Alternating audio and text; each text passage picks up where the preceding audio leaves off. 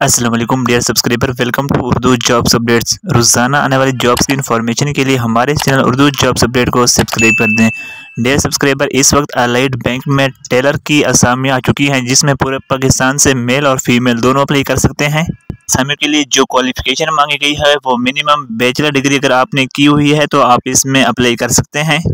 लेकिन जहां पर एक शर्त रखी गई है कि बैचलर डिग्री में आपकी सीजीपीए 2.5 होनी चाहिए या सेकंड डिवीजन से 45% मार्क्स अगर आपने ग्रेजुएशन की हुई है तो आप इसमें अप्लाई कर सकते हैं।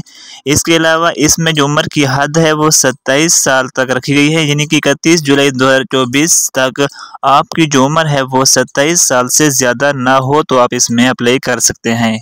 के अलावा इसमें अप्लाई करने की जो लास्ट डेट है वो संडे 7 जुलाई 2024 में अप्लाई करने की लास्ट डेट है। अप्लाई करने का तरीका ये है कि आप लोग इस वेबसाइट पर www.abl.com.careers इस वेबसाइट पर जाकर इसमें आप लोग ऑनलाइन अप्लाई कर सकते हैं।